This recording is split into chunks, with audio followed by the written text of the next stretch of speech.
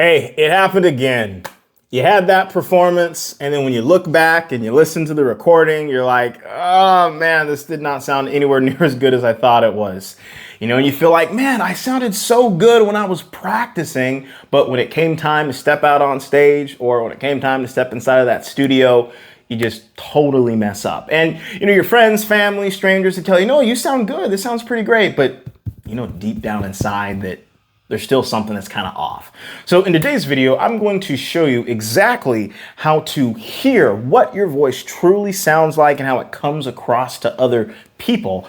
And the very shocking and surprising reason why that actually should be the least of your worries when you're having a performance. Hey, my name's Isaiah Harris. I'm a vocal coach, and my average student starts singing higher, pain, strain, and tension-free in just as little as 2 weeks because of how much we help them to build a deep sense of self-awareness in their voices and adds nearly a full octave to their vocal range in just as little as 2 months. So this video is going to be the end-all be-all guide to help you to truly hear your voice, understand what's going on, and know exactly how to fix it. Okay, let's get rolling here. So as a singer, it's very, very important to be aware of how your voice sounds, both to yourself and also to other people.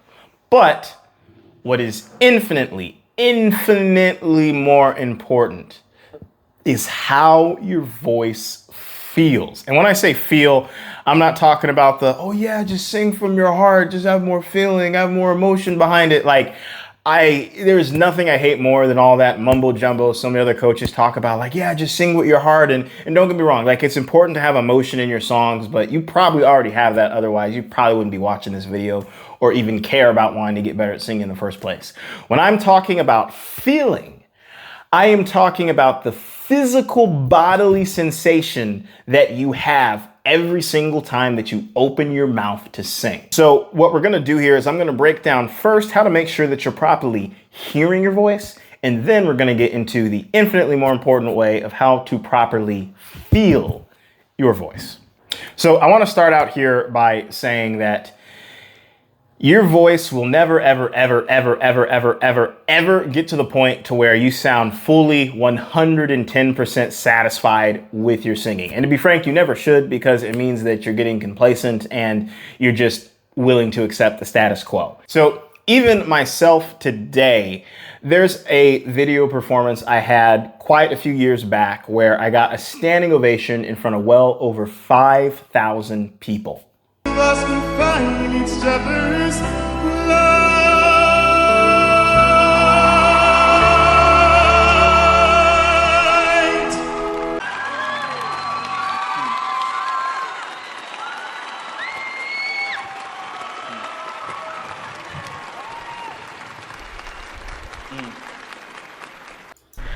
Hello, mercy, I've been searching for you lately.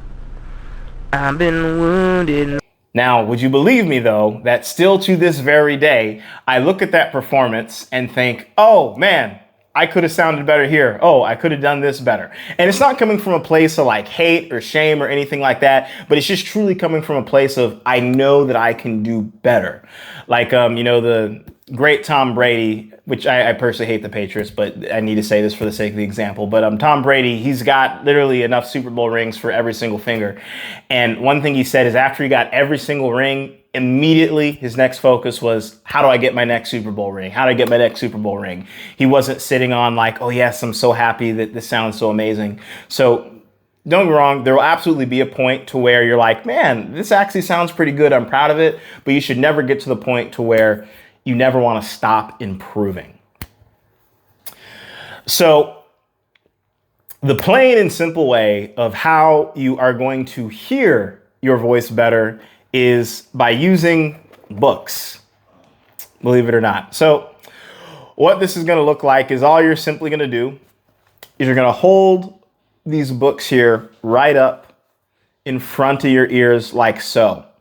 And the reason why this works to really understand what your voice sounds like live when you're singing is so our voices to us, we hear them vertically. The sound travels vertically up to our ears. But your friends, family, the audience members, when you talk, the sound is being projected on a forward horizontal plane. And what this does is when you're using books, and really the thicker the book, the better, it's helping you to hear what that vibration and reverberation is sounding like to someone that is actually sitting there on the other side. And literally just doing this alone when you're practicing, it's going to make you so much more aware of, you're like, oh,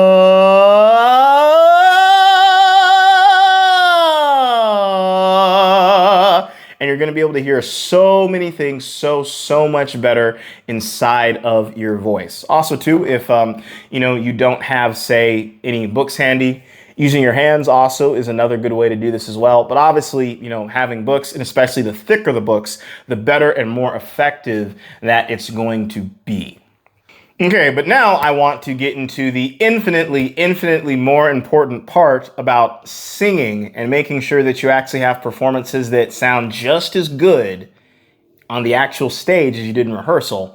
And that's all about being able to feel your voice. So every single great singer, they have the ability to truly feel their voice. They know exactly what the bodily sensation of singing is like, unique to them, from head all the way to toe. And what this sense of feeling does is it helps them to get a greater sense of self-awareness. And believe it or not, there's really only so much self-awareness of your voice that you can have if you're just hearing yourself, even if you're just hearing yourself on a recording. So essentially, the more self-aware you are of a problem, the better of a job you are going to do with actually fixing the problem. Like a common thing they say in therapy is the first step is admitting and being aware of what that specific problem is. Another way to think about it is there's a study that they did where they took two separate groups of people that were trying to lose weight. And there was one group that they gave them a specific tailored diet plan, like here's all the right foods to eat at all the right specific times. And then there was another group that all they did is they just had them weigh themselves every single day. Didn't tell them anything what to do about, oh, here's the exact foods to eat, here's what foods not to eat. All they did is they just told them, hey, get on the scale every single day, record it, and report that to us. And the absolute crazy thing is by the end of the study, the group that literally just weighed themselves every day had about 70 to 80% as much weight loss as the group that actually took the time to change their diet. And it really just goes to show you that the more self-awareness that you get with your voice, the better and the more effective your voice is going to be. Now, the reason why it's so hard for singers to get self-awareness is because we really have an issue that a lot of other musicians don't have, in the fact that we can't physically see and we can't physically touch our instrument. Because let me ask you this. If you were trying to play the piano, how hard do you think it would be if you couldn't physically see or physically touch the keys? If you're trying to play the drums, how hard do you think it would be to play the drums if you couldn't physically see or physically touch the drumsticks or the drum kit? It'd be pretty difficult.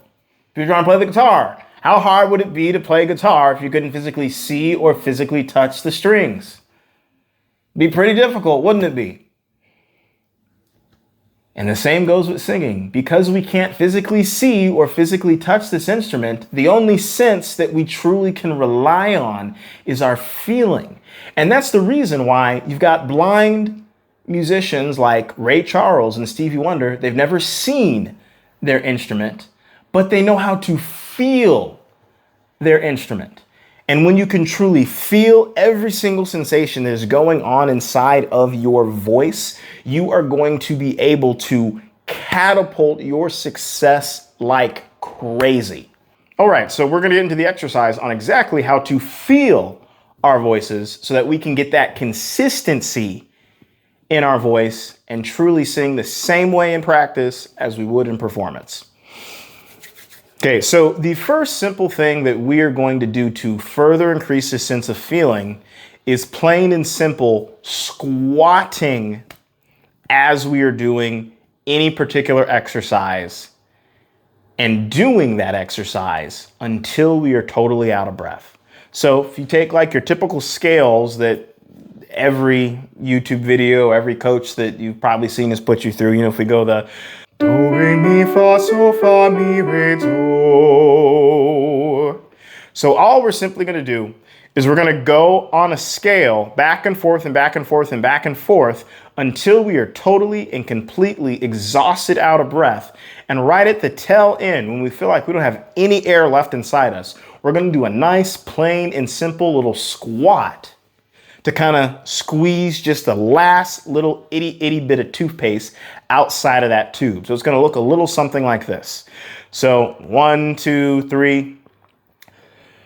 Do, re, mi, fa, sol, fa, mi, re, do, re, mi, fa, sol, fa, mi, re, do, re, mi, fa, sol, fa, mi, re, do, re, mi, fa, sol, fa, mi, re, do, re, mi, fa, sol, fa, mi, re, do, re, mi, fa, sol, fa, mi, re, do, re, mi, fa, sol, fa, mi, re, do, re, mi, fa, sol, fa, mi, re, do, re, mi, fa, sol, fa, mi, re, do, re, mi, fa, sol, fa, mi, re.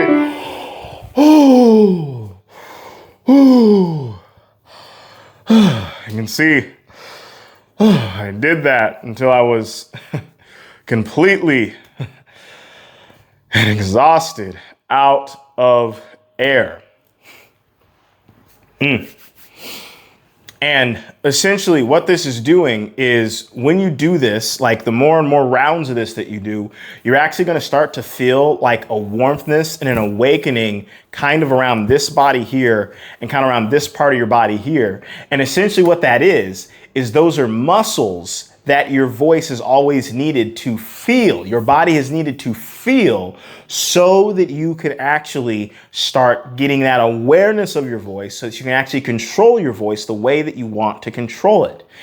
And the other thing with this to really think about is back to feeling versus hearing is it's really a misconception when they say in the music world, oh, that musician knows how to play by ear, to where if someone can go on the piano, they can go.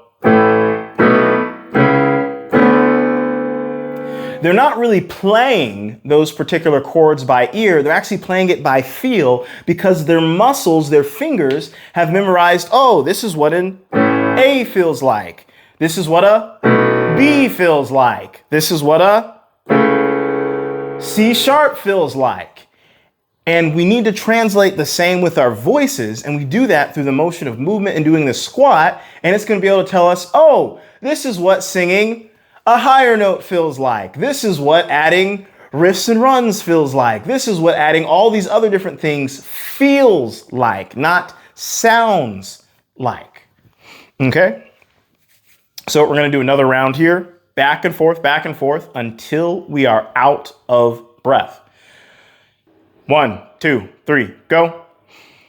Do, re, mi, fa, sol, fa, mi, re, do, re, mi, fa, sol, fa, mi, re, do, re, mi, fa, sol, fa, mi, re, do, re, mi, fa, sol, fa, mi, re, do, re, mi, fa, sol, fa, mi, re, do, re, mi, fa, sol, fa, mi, re, do, re, mi, fa, sol, fa, mi, re, do, re, mi, fa, sol, fa, mi, re, do, re, mi, fa, sol, fa, mi, re, do.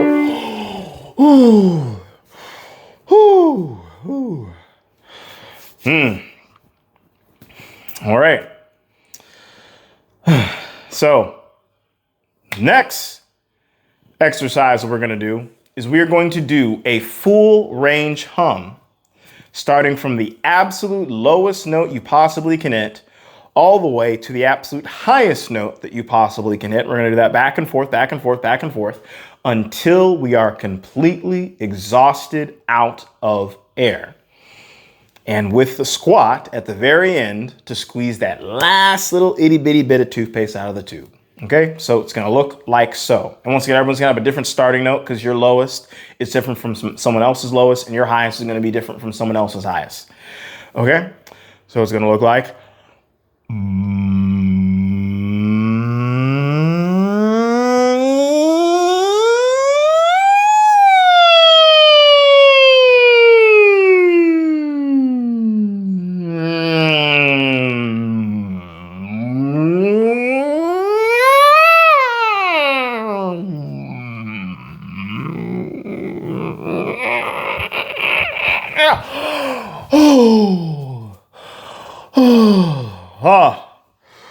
Whew. Okay, a few things I want to point out about that. You'll notice as I was doing that squat, halfway through, as I was starting to run out of air, you'll notice I was like moving my hands in all these weird and strange and erratic ways.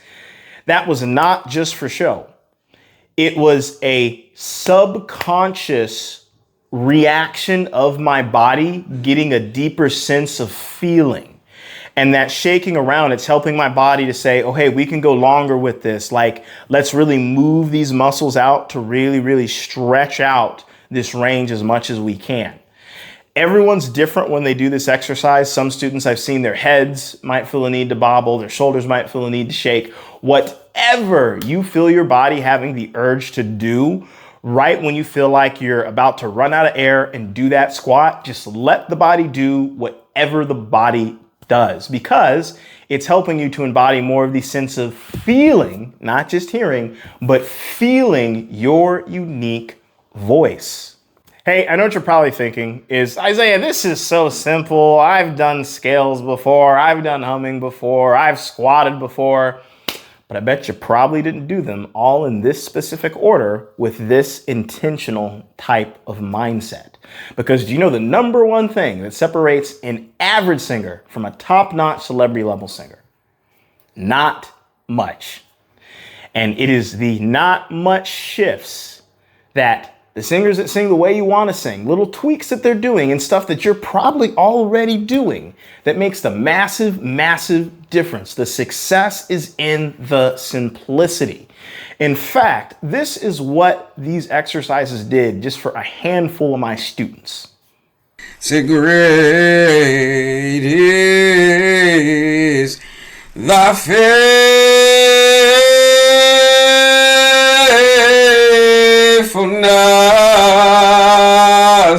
I had so much more power. I had so much more vocal control, so much more stamina, so much more confidence. So isn't that a little bit different than the first time you did it? I do, yeah. Yeah, it's a... Well, you're kind of a genius. Oh, thank you. Looking out this window of life, watching the world go by, seeing little brothers and sisters with pain and fear in their eyes. Wow, it sounds a lot better. I felt a lot better. That's amazing. That's pretty amazing. So hands up to you. Wow. Thank you. By the way, if you're enjoying this video and want to go even deeper onto this sense of feeling your voice and not just hearing it, be sure to check out the free training in the link in the description called The 3 Biggest Singing Mistakes That Are Getting in the Way of the Songs You Write, the gigs you perform, and the albums you attempt to record. It has helped out so many singers in the past with really avoiding so many different career-ending mistakes, and it is going to absolutely help you. So once again, be sure to click the link in that description or scan the QR code here above and you'll get immediate access to that. And I'm so excited for the results that you are gonna get. All right, so the next exercise that we're gonna do here is we're going to show you specifically how to apply this to songs that you were singing. So what we're gonna do is we'll take, for example, the song here, like Fly Me to the Moon. And what we're gonna do is we're gonna sing a small section of the song on a repeated cycle, back and forth until we're out of breath.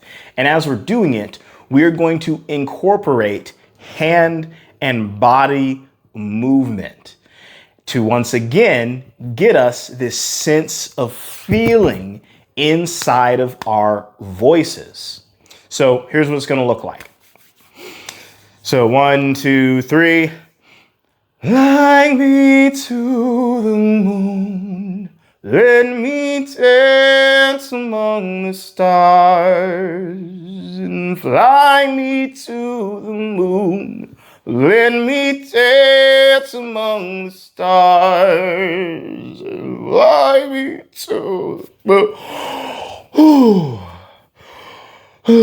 You can see I did that until I was completely and totally out of breath. And you notice I was moving my hands in whatever unique way felt congruent to my body. and to what I was trying to sing. You'll even notice like when I went the, let me dance among the stars, I kind of put my hand out like here, almost as if like I'm looking out at the stars. Everyone's going to be different, but do whatever physical movements are most congruent with you, because it's teaching, oh, this is what the feeling of this specific note for this specific phrase feels unique to Isaiah, or this is what this specific note for this specific phrase feels unique to Sally, unique to Jim, unique to Bob, unique to you. Because I'm not trying to teach you how to sing like me. I'm trying to teach you how to sing like you. In fact, a real good story to kind of demonstrate why feeling is so important is there's a time a buddy of mine, he sent me a video recording of his church's worship set, and he wanted to get my thoughts on it as a vocal coach. And it was about like the first 30 seconds or so, the audio cut out and I wasn't able to hear anything, but I saw video of what was going on. And instantly I was able to tell that the main like tenor singer in the group was way off, solely just by the way that I saw him moving his lips and his teeth and the way that I saw him moving his arms. And what do you know? Once the audio actually cut in, I could clearly tell, oh man, he was so off pitch, he was so off key. And it's because it's not about what you hear, it's about what you feel. Another really killer tip to do is don't only just listen to yourself on recording, actually record yourself on video and mute the audio and just look at what your body is doing and actually compare that side by side with a video of the singers that you want to sound like. And I promise you, you're going to notice massive differences to help further awaken your feeling so that you can get that self-awareness and actually start singing like you and showing up authentically inside of your music. So if you like this video, be sure once again to click the link in the description to check out my free bonus training to go even deeper on embodying this sense of feeling and to avoid those 3 big career-ending mistakes that singers make. And also as well, be sure to check out this other video that I've put out here that is the full in-depth guide on how to master your mix voice and specifically mix belting for good.